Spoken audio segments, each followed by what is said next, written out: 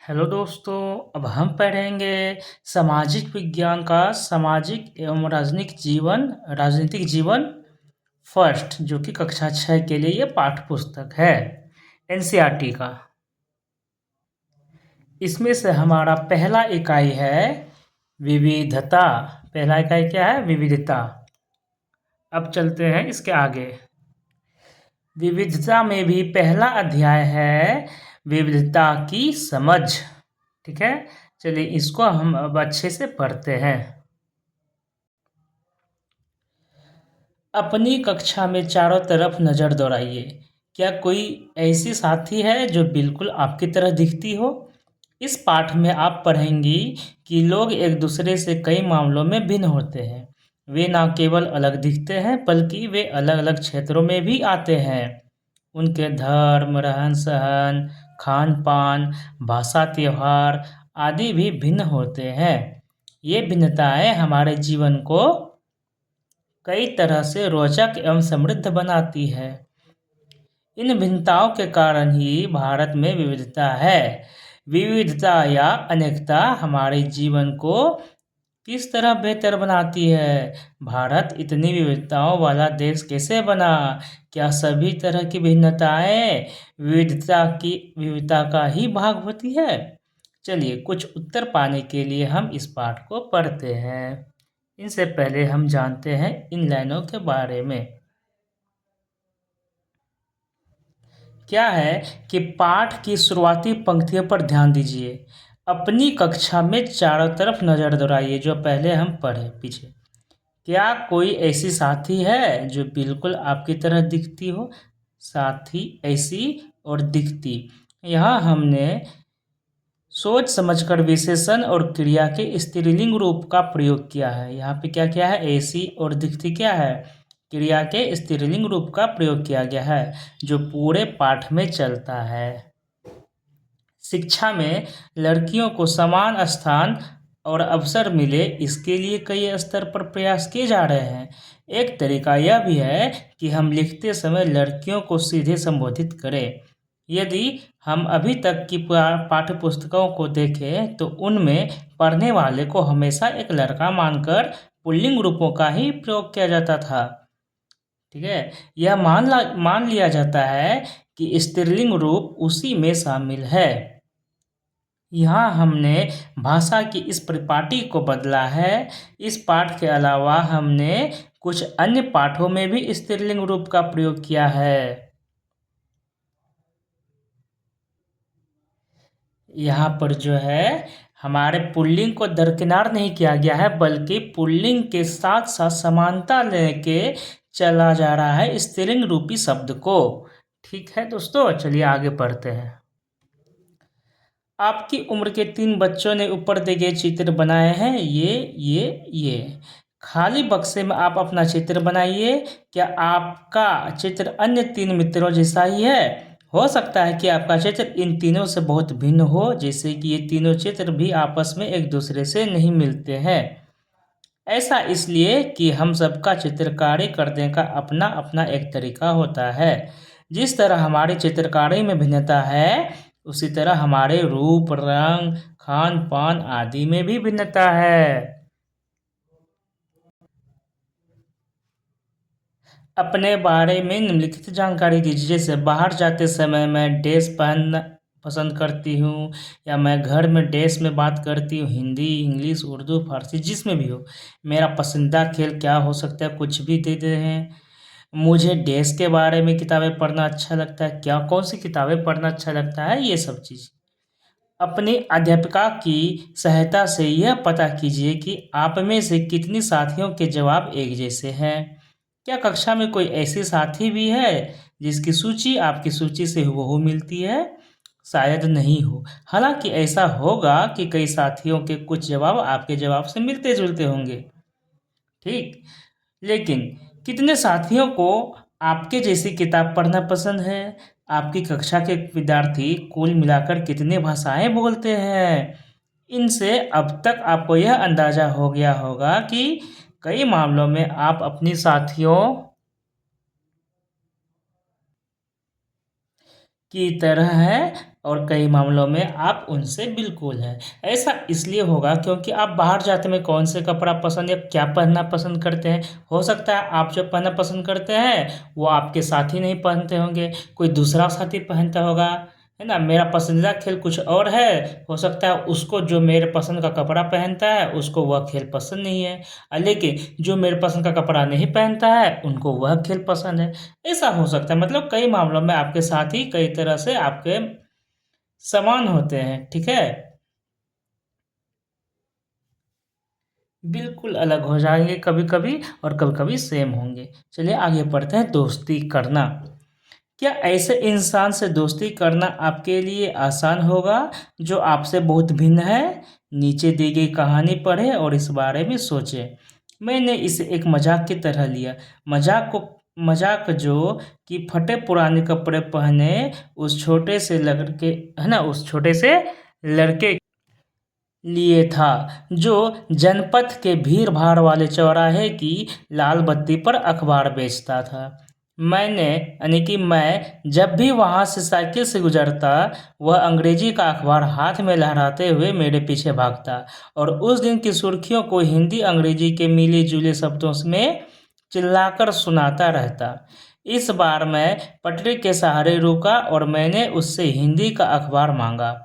उसका मुंह खोला का खुला रह गया। उसने पूछा, मतलब आपको हिंदी आती है? बिल्कुल, मैंने अखबार के पैसे देते हुए कहा। क्यों, तुमने क्या सोचा? वह रुका। पर आप लगते तो बड़े अंग्रेज हैं। वह बोला, मतलब कि आप हिंदी भी पढ़ भी सकते हो, है ना, आप हिंदी भी पढ़ सकते हो, यही बोला। फिर वो क्या बोलते, हाँ बिल्कुल पढ़ सकता हूँ। इस बार मैं थोड़ा अधीर होते हुए बोला, मैं हिंदी बोल सकता हूँ, पढ़ सकता हूँ और लिख भी सकता हूँ। मैंने स्कूल में दूसरे सब्जेक्ट के साथ हिंदी भी पढ़ी थी या पढ़ी है। सब्जेक्ट, ये क्या होता है, उसने पूछा। अब जो कभी स्कूल नहीं गया उसको मैं क्या सिखा समझाता कि सब्जेक्ट क्या होता है। वह कुछ होता है। मैंने शुरू किया ही था कि बत्ती हरी हो गई और मेरे पीछे गाड़ियों के हॉर्न का शोर 100 गुना बढ़ गया। मैंने भी अपने आप को ट्रैफिक के साथ आगे बढ़ने दिया। अगले दिन वह फिर से वहां पर था। वह मुस्कुरा रहा था और मेरी तरफ हिंदी का अखबार बढ़ाते हुए उसने कहा, भैया आपका अखबार। अब बताइए ये सब्जेक्ट क्या चीज है?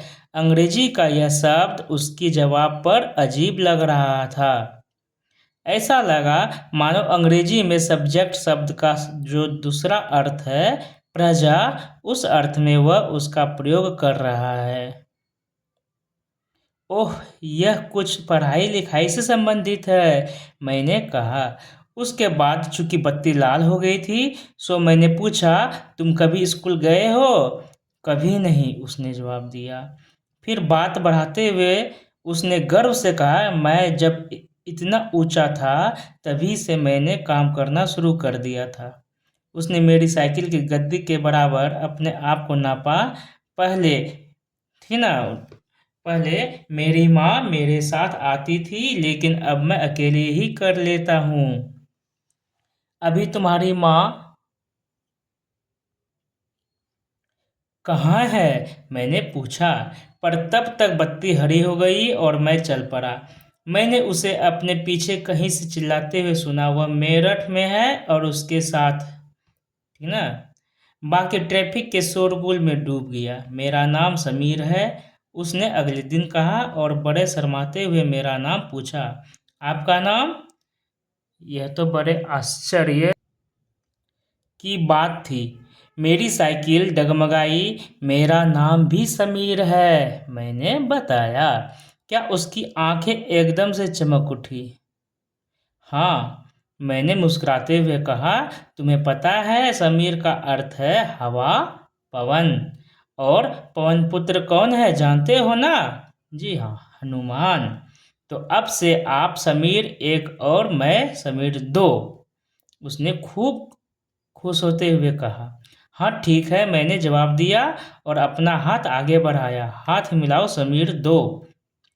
उसका छोटा सा हाथ मेरे हाथ में एक नन्ही चिड़िया की तरह समा गया।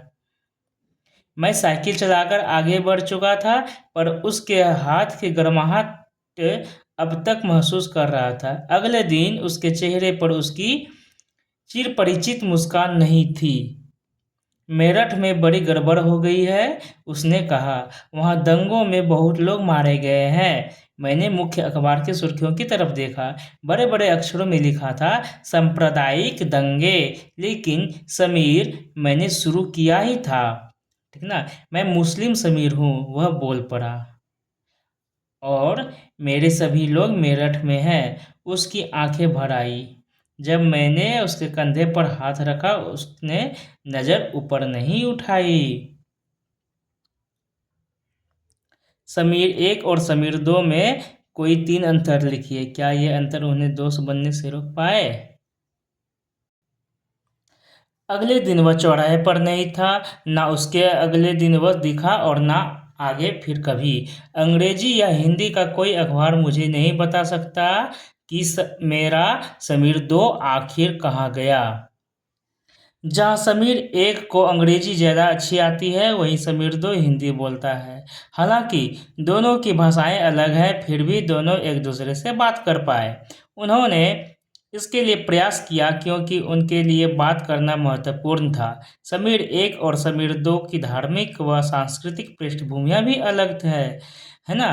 जहाँ समीर एक हिंदू है, वहीं समीर दो मुसलमान। दोनों में दोस्ती हुई क्योंकि दोनों दोस्ती करना चाहते थे।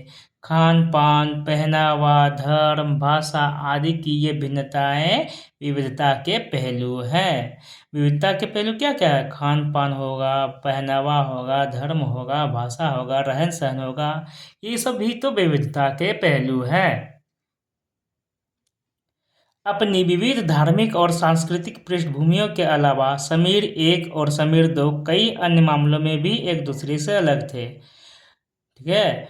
उदाहरण के लिए,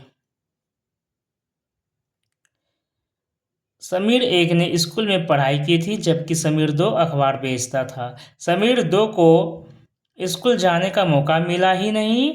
आपने संभवतः अपने इलाके में ऐसे कई लोगों को देखा होगा जो गरीब हैं और जिनकी भोजन, घर और कपड़े की ज़रूरतें भी पूरी नहीं हो पाती। यह फ़र्क उस फ़र्क से अलग है जिसके बारे में हमने पहले पढ़ा। यह विविधता का रूप नहीं है, बल्कि गैर बराबरी का रूप है, ठीक ना। गैर बराबरी का मतलब है कि कुछ लोगों के पास ना अवसर हैं और ना ही जमीन या पैसे जैसे संसाधन जो दूसरों के पास है, ठीक है। ये गैर बराबरी हुआ। इसलिए गरीबी और अमीरी विविधता का रूप नहीं है। गरीबी और अमीरी क्या है? विविधता का रूप नहीं है, ये गैर बराबरी है। यह लोगों के बीच मौजूद असमानता यानी गैर बराबरी है। जाति व्यवस्था असमानता का एक और उदाहरण है। इस व्यवस्था में समाज को अलग अलग समूहों में बांटा गया। इस बंटवारे का आधार था कि लोग किस किस तरह का काम करते हैं। लोग जिस जाति में पैदा होते थे उसे बदल नहीं सकते थे। समीर दो स्कूल क्यों नहीं जाता था? आपकी राय में अगर वह स्कूल जाना चाहता तो क्या जा पाता? क्या यह सही है कि कुछ बच्चे स्कूल जा पाते हैं और कुछ जा ही नहीं पाते? इस पर चर्चा कीजिए। लेकिन उससे पहले हम उदाहरण के लिए समझते हैं कि उदाहरण के लिए, अगर आप कुम्हार के घर में पैदा हो गई तो आपकी जाति कुम्हार ही होती और आप बस वही बन सकती थी। कोई व्यक्ति जाति से जुड़ा अपना पेशा भी नहीं बदल सकता था। इसलिए उस ज्ञान के अलावा किसी अन्य ज्ञान को हासिल करना जरूरी नहीं समझा जाता था। इससे गैर बराबरी पैदा हुई। आप इस बारे में अगले पाठों में भी पढ़ेंगी, ठीक है। चलिए आगे बढ़ते हैं। विविधता हमारे जीवन को कैसे समृद्ध करती है। जैसे समीर एक और समीर दो दोस्त बने, ठीक वैसे ही आपकी भी सहेलियां होंगी जो आपसे बहुत अलग होंगी। आपने शायद उनके घर में अलग तरह का खाना खाया होगा, उनके साथ अलग त्योहार मनाए होंगे, उनके कपड़े पहनकर देखे होंगे और थोड़ी बहुत उनकी भाषा भी सीखी होंगी। सूची बनाइए कि आपने भारत के भारत के अलग अलग प्रांतों के कौन से व्यंजन खाए हैं। अपनी मातृभाषा के अलावा उन भाषाओं की भी सूची बनाइए जिनके आप कुछ शब्द भी जानती हैं। ठीक है, चलिए। आपको शायद तरह तरह के जानवरों, रानियों, साहसिक घटनाओं या भूतों की कहानियां पसंद होंगी। संभव है कि आपको खुद कहानी बनाना भी पसंद होगा। एक अच्छी कहानी पढ़ने से हमेशा खुशी मिलती है। उसको पढ़कर और ज़्यादा कहानियाँ बनाने के लिए नए नए विचार मिलते हैं। जो लोग कहानियाँ लिखते हैं वे क्या है, विभिन्न स्रोतों, किताबों, वास्तविक जीवन और कल्पना से प्रेरणा लेते हैं। कुछ लोग जंगल में जानवरों के नज़दीक रहे और उन्होंने जानवरों से की दोस्ती व लड़ाइयों के बारे में कहानियाँ लिखी। कुछ अन्य लोगों ने राजा रानियों के वृत्तांत पढ़कर प्यार और सम्मान के किस्से लिखे।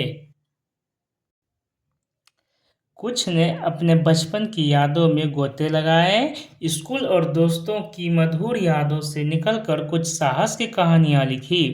कल्पना कीजिए कि जिनकी कहानियाँ आपने सुनी या पढ़ी है, उन सभी कहानीकारों या कहानी सुनाने वालों को ऐसी जगह पर रहना पड़े जहाँ लोग केवल दो ही रंग के कपड़े पहनते हो, लाल एवं सफ़ेद।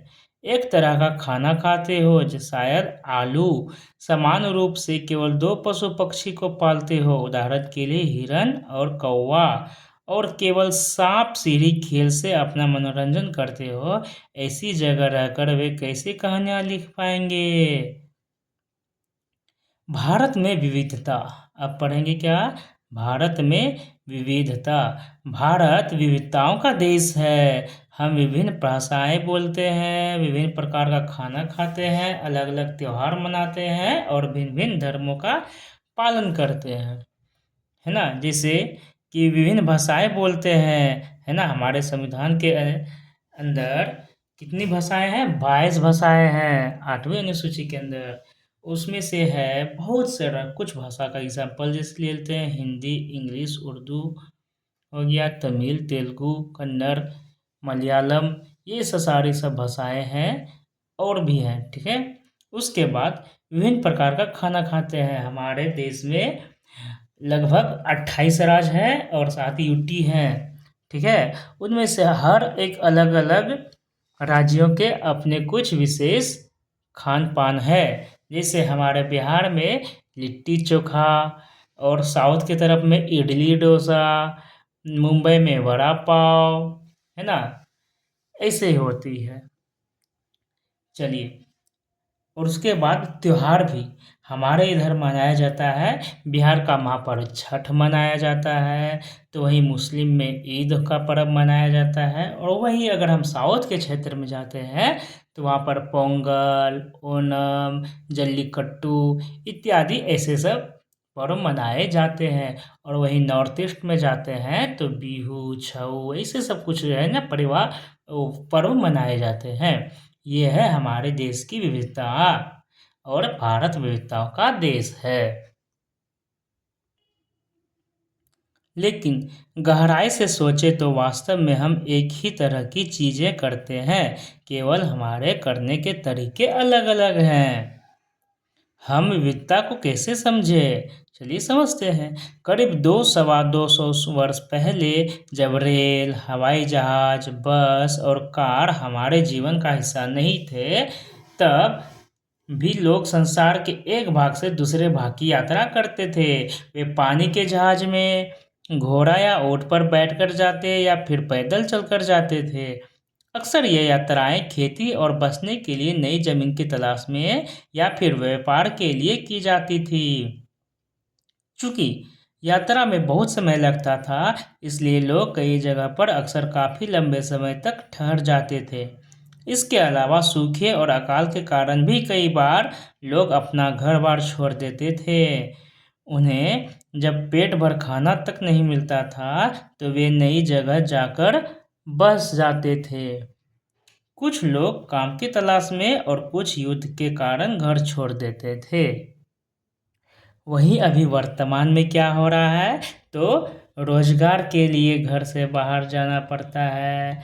तो और कभी-कभी तो ऐसा आता है, खास करके हमारे बिहार वाले क्षेत्रों में जहाँ पर ज़्यादा बाढ़ आती है, तो बाढ़ से बचने के लिए घर-बार छोड़ दिया जाता है। ठीक है? लोग जब नई जगह में बसना शुरू करते थे तो उन्हें रहन-सहन में थोड़ा बदलाव आ जाता था, उनके रहन-सहन में, ठीक है?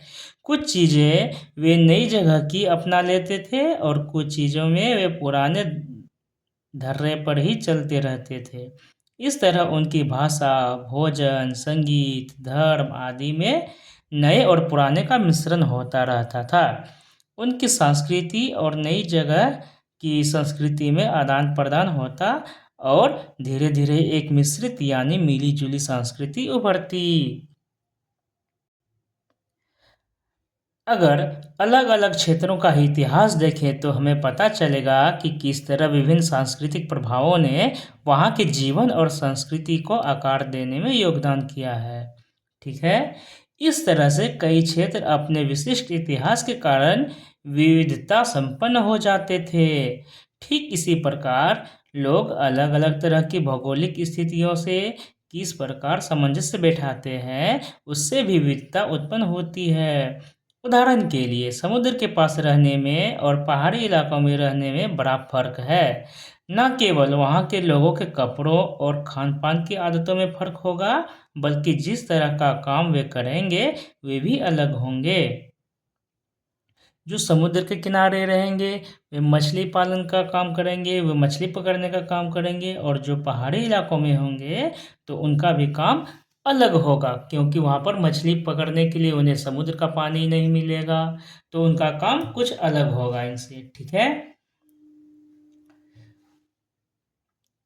ना केवल वहाँ के लोगों के कपड़े और पहनाने में, है ना? जो समुद्र के किनारे रहेंगे, वो अलग प्रकार के कपड़े पहनेंगे, जो पहाड़ों पर रहेंगे वो अलग प्रकार के कपड़े पहनते हैं। ठीक है? चलिए, बल्कि जिस तरह का काम वे करेंगे वे भी अलग-अलग होंगे, काम के बारे में बता दिया। शहरों में अक्सर लोग यह भूल जाते हैं कि उनका जीवन उनके भौतिक वातावरण से किस तरह गहराई से जुड़ा हुआ है। ऐसा इसलिए कि शहरों में लोग विरले की अपनी सब्जी या अनाज उगाते हैं। वे इन चीज़ों के लिए बाजार पर ही निर्भर रहते हैं। आइए भारत के दो भागों लद्दाख और केरल के उदाहरण के जरिए यह समझने की कोशिश करें कि किसी क्षेत्र की विविधता पर उसके ऐतिहासिक और भौगोलिक कारकों का क्या असर पड़ता है। किनके बारे में जानेंगे? लद्दाख और केरल के बारे में जानेंगे। चलिए, एटलस में भारत का नक्शा देखिए और उसमें ढूंढिए कि ये दोनों क्षेत्र यानी कि लद्दाख तथा केरल कहाँ पर है। लद्दाख जो हमारे सबसे उत्तरी क्षेत्र है ना, उत्तरी छोर पर है, सबसे ऊपर भारत के, तो वहीं केरल सबसे दक्षिणी भाग में है, वो भी पश्चिमी तट के साइड। ठीक है? इन दोनों क्षेत्रों की भौगोलिक स्थितियां वहाँ के भोजन, कपड़े और व्यवसाय पेशों का कैसे प्रभावित करते हैं, उनकी सूची बनाइए। लद्दाख ऊंचे पहाड़ों वाला रेगिस्तानी इलाका, ये लद्दाख का ये है रेगिस्तानी इलाका जो कि ऊंचे पहाड़ों में है। लद्दाख जम्मू और कश्मीर के पूर्व में पहाड़ियों में बसा एक रेगिस्तानी इलाका है। यहाँ पर बहुत ही कम खेती संभव है क्योंकि इस क्षेत्र में बारिश बिल्कुल नहीं होती है। यहाँ पे क्या है, खेती कम खेती संभव है। और क्यों? क्योंकि इस क्षेत्र में बारिश जो होती है लंबे समय तक बर्फ बिल्कुल नहीं होती है और यह इलाका हर वर्ष काफ़ी लंबे समय तक बर्फ से ढका रहता है। इस क्षेत्र में बहुत ही कम पेड़ उग पाते हैं। पीने के पानी के लिए लोग गर्मी के महीनों में पिघलने वाली बर्फ पर निर्भर रहते हैं। यहाँ के लोग एक खास किस्म की बकरी पालते हैं जिससे पश्मीना ऊन मिलता है। तो आपके एग्जाम में एक सवाल पूछ लिया जाएगा कि पश्मीना ऊन कहाँ पे मिलते हैं, तो लद्दाख में। और किस जानवर से, तो ये बकरी से मिलती है। ठीक है दोस्तों, चलिए आगे पढ़ते हैं। महंगी पश्मीना ऊन क्या होती है, बहुत महंगी होती है, क्योंकि इससे एक शाल बनता है। लद्दाख के लोग बड़ी सावधानी से इस ऊन को इकट्ठा करके कश्मीर के व्यापारियों को बेच देते हैं। मुख्यतः कश्मीर में ही पश्मीना शालें बुनी जाती है। यहाँ के लोग दूध से बने पदार्थ जैसे मक्खन, चीज एवं मांस खाते हैं। हर एक परिवार के पास कुछ गाय, बकरी और याक होती है। रेगिस्तान होने का यह मतलब नहीं कि व्यापारी यहाँ आने के लिए आकर्षित नहीं हुए। लद्दाख तो व्यापार के लिए एक अच्छा रास्ता माना गया, क्योंकि यहाँ कई घाटियाँ हैं जिनसे गुजरकर मध्य एशिया के काफिले उस इलाके में पहुँचते थे, जिसे आज तिब्बत कहते हैं। ये काफिले अपने साथ मसाले, कच्चा रेशम, दरियाँ आदि लेकर चलते थे। लद्दाख के रास्ते ही बौद्ध धर्म तिब्बत पहुंचा था, है ना। कितना इम्पोर्टेंट लाइन है कि लद्दाख के रास्ते ही बौद्ध धर्म तिब्बत पहुंचा। एग्जाम में पूछ लिया जाएगा कि बौद्ध धर्म तिब्बत किस रास्ते से पहुंचे, तो वो लद्दाख के रास्ते से पहुंचे। लद्दाख को छोटा तिब्बत भी कहा जाता है। देखिए एक और इम्पोर्टेंट बात, लद्दाख को क्या कहा जाता है, छोटा तिब्बत। करीब 400 साल पहले यहाँ पर लोगों का इस्लाम धर्म से परिचय हुआ। कितने सालों बाद, 400 सालों बाद क्या हुआ, यहाँ पर लोगों का इस्लाम धर्म से परिचय हुआ। और अब यहाँ अच्छी खासी संख्या में मुसलमान रहते हैं। लद्दाख में गानों और कविताओं का बहुत ही समृद्ध मौखिक संग्रह है। तिब्बत का ग्रंथ केसर सागा लद्दाख में काफी प्रचलित है। तिब्बत का कौन सा ग्रंथ है, केसर सागा, जो कि लद्दाख में काफी प्रचलित है। उसके स्थानीय रूप को मुसलमान और बौद्ध दोनों ही लोग गाते हैं और उस पर नाटक खेलते हैं। तो इस प्रकार हमने लद्दाख के बारे में जाना। अब जानते हैं हम केरल के बारे में। मछली पकड़ने का चीनी जाल, ये है केरल। केरल भारत के दक्षिणी पश्चिमी कोने में बसा हुआ राज्य है। यह एक तरफ समुद्र से घिरा हुआ है और दूसरी तरफ पहाड़ियों से। इन पहाड़ियों पर विविध प्रकार के मसाले जैसे काली मिर्च, लौंग, इलायची आदि उगाए जाते हैं। इन मसालों के कारण यह क्षेत्र व्यापारियों के लिए बहुत ही आकर्षक बना। सबसे पहले अरबी एवं यहूदी व्यापारी केरल आए। सबसे पहले कौन आए, अरबी एवं यहूदी व्यापारी केरल आए थे। ऐसा माना जाता है कि ईसा मसीह के धर्मदूत संत थॉमस लगभग 2000। ईसा मसीह के धर्मदूत कौन थे, ईसा मसीह के धर्मदूत संत थॉमस लगभग 2000 साल पहले यहाँ आए थे। कब आए थे, लगभग 2000 साल पहले।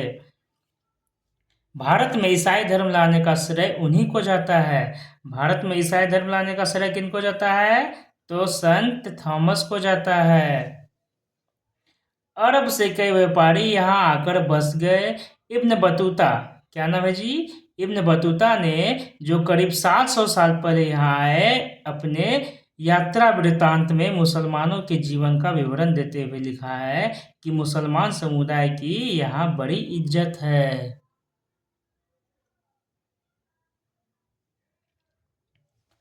Vasco da Gama.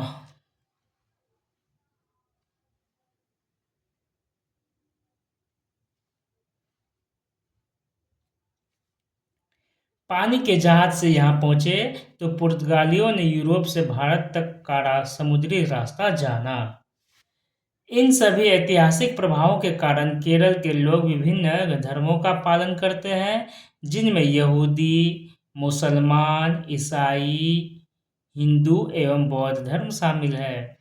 चीन के व्यापारी भी केरल आए। यहाँ पर मछली पकड़ने के लिए जो जाल इस्तेमाल किए जाते हैं वे चीनी जालों से हुबहू मिलते हैं और उन्हें चीना वाला कहा जाता है। चीना वाला क्या है जी, तो एक जाल है मछली पकड़ने का जो कि चीन के जालों से हुबहू मिलते हैं। तो चीना वाला क्या है, एक मछली पकड़ने की जाल है।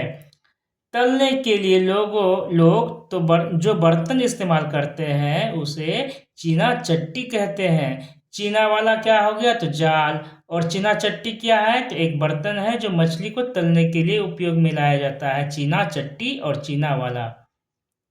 इसमें चीन शब्द इस बात की ओर इशारा करता है कि उसकी उत्पत्ति कहाँ हुई होगी, तो चीन में हुई होगी। केरल की उपजाऊ जमीन और जलवायु चावल की खेती के लिए बहुत उपयुक्त है। केरल की क्या है, उपजाऊ जमीन और जलवायु चावल की खेती के लिए बहुत उपयुक्त है। और वहाँ के अधिकतर लोग मछली, सब्जी और चावल खाते हैं। केरल में मनाए जाने वाले त्योहार ओणम का एक विशेष आकर्षण है नाव प्रतियोगिता। तो इस प्रकार जो है केरल और लद्दाख के बारे में हमने पढ़ा। चलिए आगे पढ़ते हैं। जहाँ केरल और लद्दाख की भौगोलिक स्थितियाँ एक दूसरे से बिल्कुल अलग है, वहीं हम यह भी देखते हैं कि दोनों क्षेत्रों के इतिहास में एक ही प्रकार के सांस्कृतिक प्रभाव है। दोनों ही क्षेत्रों को चीन और अरब से आने वाले व्यापारियों ने प्रभावित किया। जहाँ केरल की भौगोलिक स्थिति ने मसालों की खेती संभव बनाई, वहीं लद्दाख की विशेष भौगोलिक स्थिति और ऊन ने व्यापारियों को अपनी ओर खींचा। इस तरह पता चलता है कि किसी भी क्षेत्र के सांस्कृतिक जीवन का उसके इतिहास और भूगोल से प्रायः गहरा रिश्ता होता है। विविध संस्कृतियों का प्रभाव केवल बीते हुए कल की बात नहीं है, हमारे वर्तमान जीवन का आधार ही काम के लिए एक जगह से दूसरी जगह जाना है। हर एक कदम के साथ हमारे सांस्कृतिक रीति रिवाज और जीने का तरीका धीरे धीरे उस नए क्षेत्र का हिस्सा बन जाते हैं जहां हम पहुंचते हैं। ठीक उसी तरह अपने पड़ोस में हम अलग अलग समुदाय के लोगों के साथ रहते हैं। अपने रोज़मर्रा के जीवन में हम मिलजुल कर काम करते हैं और एक दूसरे के रीति रिवाज और परंपराओं में घुल मिल जाते हैं। चलिए आगे पढ़ते हैं। विविधता में भी एकता। हमारा भारत देश में क्या है, विविधता में भी एकता है। भारत की विविधता या अनेकता को उसकी ताकत का स्रोत माना गया है। जब अंग्रेजों का भारत पर राज था तो विभिन्न धर्म, भाषा और क्षेत्र की महिलाओं और पुरुषों ने अंग्रेजों के खिलाफ मिलकर लड़ाई लड़ी थी। भारत के स्वतंत्रता संग्राम में अलग अलग परिवेशों के लोग शामिल थे। उन्होंने एकजुट होकर आंदोलन किया, इकट्ठे जेल गए और अंग्रेजों का अलग अलग तरीकों से विरोध किया। अंग्रेजों ने सोचा था कि वे भारत के लोगों पर फूट डाल सकते हैं क्योंकि उनमें काफ़ी विविधताएं हैं और इस तरह उनका राज चलता रहेगा। मगर लोगों ने दिखला दिया कि वे एक दूसरे से चाहे कितने भी भिन्न हो, अंग्रेजों के खिलाफ लड़ी जाने वाली लड़ाई में वे सब एक थे। क्या है, दिन खून के हमारे। चलिए एक विशेष कविता है, इनको अच्छी तरह से पढ़ते हैं और आत्मसात करते हैं। दीन खून के हमारे प्यारे ना भूल जाना, खुशियों में अपनी हम पर आंसू बहा के जाना। सैयद ने हमारे चुन चुन के फूल तोड़े, वीरान इस चमन में कोई गुल खिला के जाना। दीन खून के हमारे प्यारे ना भूल जाना, गोली खा के सोए जलियांवाला बाग में हम, सुनी पड़ी कब्र पर दिया जला के जाना। दिन खून के हमारे प्यारे ना भूल जाना। हिंदुओं मुस्लिमों की होती है आज होली, बहते हैं एक रंग में दामन भिगो के जाना। दिन खून के हमारे प्यारे ना भूल जाना। कुछ जेल में पड़े हैं, कुछ कब्र में गड़े हैं, दो बूंद आंसू उन पर प्यारे बहा के जाना। दिन खून के हमारे प्यारे ना भूल जाना। ये कविता लिखा गया है भारतीय नाट्य संघ के द्वारा, इप्टा। स्वतंत्रता दिवस के अवसर पर भाषण देते हुए पंडित नेहरू यहाँ से दे रहे हैं भाषण। चलिए आगे पढ़ते हैं। यह गीत अमृतसर में हुए जलियांवाला बाग हत्याकांड के बाद गाया गया था, है ना। ये वाला जो गीत था ये अमृतसर में हुए जलियांवाला बाग हत्याकांड के बाद गाया गया था। इस हत्याकांड में एक ब्रिटिश जनरल ने उन शांति प्रिय निहत्थे लोगों पर खुलेआम गोलियां चलवा दी थी जो बाग में इकट्ठे होकर सभा कर रहे थे। महिला, पुरुष, हिंदू, मुसलमान एवं सिख कितने सारे लोग थे जो अंग्रेजों की पक्षपातपूर्ण नीति का विरोध करने के लिए जमा हुए थे। उनमें से बहुत लोगों की जानें गई और उससे भी ज्यादा घायल हुए। यह गीत उन्हीं शहीदों की याद में गाया गया था। दिन खून के हमारे प्यारे न भूल जाना। स्वतंत्रता संग्राम के दौरान उभरते गीत और चिन्ह विविधता के प्रति हमारा विश्वास बनाए रखते हैं। क्या आप भारतीय झंडे की कहानी जानती जानती हैं? स्वतंत्रता संग्राम के दौरान ही भारत के झंडे की परिकल्पना की गई थी। इस झंडे को सारे भारत में लोगों ने अंग्रेजों के खिलाफ इस्तेमाल किया था। जवाहरलाल नेहरू ने अपनी किताब भारत की खोज में, है ना, भारत की खोज, जवाहरलाल नेहरू की किताब का क्या नाम है? भारत की खोज में लिखा है कि भारतीय एकता कोई बाहर से थोपी हुई चीज नहीं है।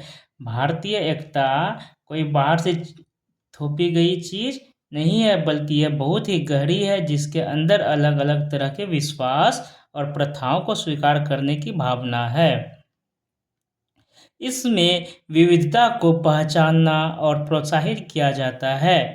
यह नेहरू ही थे जिन्होंने भारत की विविधता का वर्णन करते हुए अनेकता में एकता का विचार हमें दिया।